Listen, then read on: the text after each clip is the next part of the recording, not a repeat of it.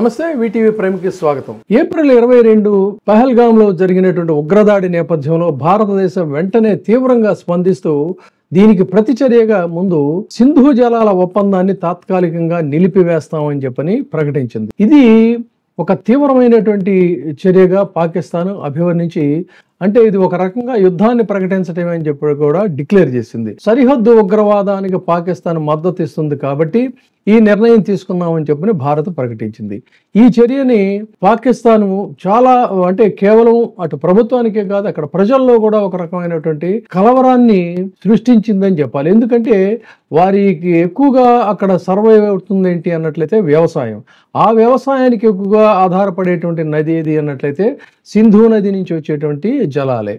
అందుకని దీన్ని ఆపేటువంటి ఇది ఒక యుద్ధ చర్యగానే వాళ్ళు అభివర్ణించారు. అన్ని ద్వైపాక్షిక ఒప్పందాలని కూడా మేము నిలిపివేస్తున్నాం, భారతీయ విమానయాన సంస్థలు మా గగనతలాన్ని కూడా మేము మూసేస్తున్నాం, వాఘా సరిహద్దులు మూసేస్తున్నాం అని చెప్పని ఇలా వాళ్ళు ప్రకటించలే కాకుండా ఎల్ఓసిలో కూడా కాల్పులు మొదలుపెట్టారు, క్షిపణి పరీక్షలకి సిద్ధమయ్యారు.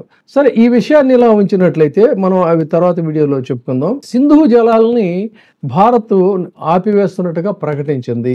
ఇది సాంకేతికంగా కానీ రాజకీయంగా కానీ ఇతరత్ర కానీ అసలు పాసిబిలిటీ అయినా, అది సాధ్యమేనా, సాధ్యమైనట్టయితే ఏ మేరకు సాధ్యం అవుతుంది, దాని పరిణామాలు ఎలా ఉంటాయనేది ఇప్పుడు మనం డిస్కస్ చేద్దాం. అసలు ముందు సింధు నది ఎలా వచ్చింది, అసలు సింధు నదికి ఉన్నటువంటి ఉపనదులు ఏంటి అనే విషయాన్ని కనుక ఒకసారి పరిశీలించినట్టయితే, సింధు నది టిబెట్లోని కైలాష్ పర్వత శ్రేణిలో మానస సరోవరం సమీపంలో భోకార్చు అనే హిమానది దగ్గర ఈ నది జన్మించింది. టిబెట్లో దీన్ని సెంగే ఖాబాబ్ అని చెప్పని అంటారు. ఈ సెంగే ఖాబాబే మనకి సింధు నది అవుతుంది. దీన్ని లయన్ ఆఫ్ మౌత్ అని కూడా అంటారు. లైన్ మౌత్ అని, లైన్ ఆఫ్ మౌత్ అని కూడా అంటూ ఉంటారు. సో సింధు నది కేవలం అది ఒకటేనా అంటే కాదు. ఇది భారత్కు వచ్చిన తర్వాత ఇది ఎందుకు ఇంత పెద్ద విస్తృతంగా విశాలంగా అవుతుంది అన్నట్టయితే, ఫ్లో ఎందుకు పెరుగుతుంది అన్నట్లయితే, ఇక్కడ కొన్ని ఉపనదులు ఉన్నాయి. ఈ ఉపనదులు ఎడమ వైపు ఉన్నటువంటి ఉపనదులను చూసుకున్నట్టయితే వీటన్నిటినీ కూడా జాస్కర్, అంటే ఇది లడక్ ప్రాంతంలోని సింధు నదిలో కలుస్తుంది. సూరు ఇది కూడా లడక్ ప్రాంతంలోనే కలుస్తుంది. సోయన్ ఇది పాకిస్తాన్ లో కలుస్తుంది. పాంజ్ నది ఇది పంజాబ్ లోని 5 నదుల కలయికతో ఏర్పడుతుంది. ఈ 5 నదులే ఏమిటి అన్నట్లయితే చీనాబ్, ఝీలం, రావి, బియాస్, సట్లెజ్. తర్వాత గగ్గర్ అని కూడా ఉంది. కొన్నిసార్లు సింధు నది ఉపనదిగానే దీన్ని కూడా పరిగణిస్తుంటారు. ఇది నేరుగా కలవదు కానీ కుడివైపు ఉపనదులు ఏవైతే ఉన్నాయో ఆ నదులకి సంబంధించి చెప్పుకోవాలన్నట్లయితే, అక్కడ కుడివైపు ఉన్నటువంటి నదుల్లో షోక్ ఇది లడక్ పాకిస్తాన్లోని గిల్గిత్ బాల్టిస్తాన్ ప్రాంతాల్లో ఇది ప్రవహిస్తూ ఉంటుంది అనమాట. అదేవిధంగా హూంజా అని ఉంది, ఇది గిల్గిత్ బాల్టిస్తాన్ లో కలుస్తుంది.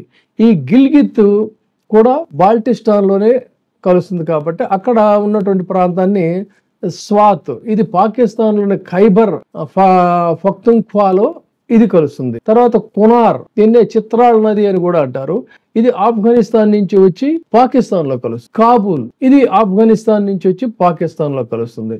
ఇక ఖుర్రం ఇది ఆఫ్ఘనిస్తాన్ పాకిస్తాన్ సరిహద్దుల మధ్య ఉండేటువంటి ప్రాంతం. తర్వాత గోమల్ ఇది ఆఫ్ఘనిస్తాను పాకిస్తాన్ మధ్యలో ఇది ప్రవహిస్తూ ఉంటుంది. ఝోబ్ అనే ఇంకోటి ఉంది, ఇది పాకిస్తాన్లోని బలూచిస్తాన్ ప్రాంతంలో ఇది కలుస్తుంది. ఈ విధంగా ఈ ఉపనదులు సింధు నదిని మరింత పెద్దదిగా చేస్తాయి. స్టార్టింగ్లో ఇదిగా ఉన్నప్పటికీ కూడా ఉపనదులన్నీ కూడా కలవడం వల్ల ఈ నది చాలా పెద్ద నదిగా ఇది ప్రవహిస్తుంది. అందుకని అటు పాకిస్తాన్లో ప్రధానమైనటువంటి ప్రాంతాలకి వ్యవసాయాధారితంగా ఇది పనికొస్తుంది, వాళ్ళ నీటి అవసరాలను తీర్చడానికి కూడా పనికొస్తుంది. తర్వాత భారత్కి ప్రత్యేకించి చెప్పుకోవాలన్నట్టయితే ఆ ఒప్పందాలను బట్టి మనకి పవర్ తీసుకోవడానికి ఉపయోగపడుతుంది. అయితే ఇక్కడే ఏమన్నారు, ఈ ఒప్పందాన్ని రద్దు చేస్తున్నామని చెప్పానన్నారు. సింధు జలాల ఒప్పందాన్ని రద్దు చేస్తున్నామని ప్రకటించారు. దీన్నే ఏంటి ఒప్పందం అన్నట్టయితే ఇండస్ వాటర్స్ ట్రీటీ అని చెప్పి అంటారు.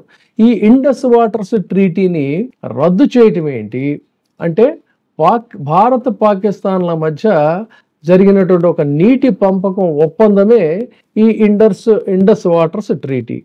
ఇది ఎలా జరిగింది అంటే, భారత్ నుంచి పాకిస్తాన్ వేరుపడిపోయిన తర్వాత, అంటే భారతదేశం రెండుగా ఇదైన తర్వాత ఇది కొంతకాలం దీని మీద పెద్ద చర్చోపచర్చలు జరిగిన తర్వాత ఏమైందంటే, ఇది వ్యవహారం కాస్త యుఎన్ఓకి వెళ్ళింది. ఆ యుఎన్ఓ నుంచి ప్రపంచ బ్యాంక్ మధ్యవర్తిత్వంతో 1960 సెప్టెంబర్ 19న కరాచీలో అప్పటి భారత ప్రధానమంత్రి జవహర్లాల్ నెహ్రూ, పాకిస్తాన్ అధ్యక్షుడు ఫీల్డ్ మార్షల్ అయూబ్ ఖాన్, వీరు ఇరువురు కూడా ఈ ఒప్పందం మీద సంతకం చేశారు. ఈ ఒప్పందాన్ని సింధు నది ఒప్పందం, లేకపోతే ఇండస్ వాటర్స్ ట్రీటీ అని చెప్పని అంటారు. అయితే దాని ఉపనదులు వీటిని ఎలా మీరు నీటిని వాడుకోవాలి, ఎలా వాటర్ని పంచుకోవాలి అనే దాన్ని అటు ఇటు కలిపి ఒక ఎక్స్పర్ట్స్తో దీన్ని డిసైడ్ చేశారు. ఏమిటి ఇది అన్నట్లయితే, తూర్పులో ఉండేటువంటి నదులు బియాస్, రావి, సట్లెజ్, ఈ నదుల మీద భారతదేశానికి సంపూర్ణమైనటువంటి హక్కు ఉంటుంది.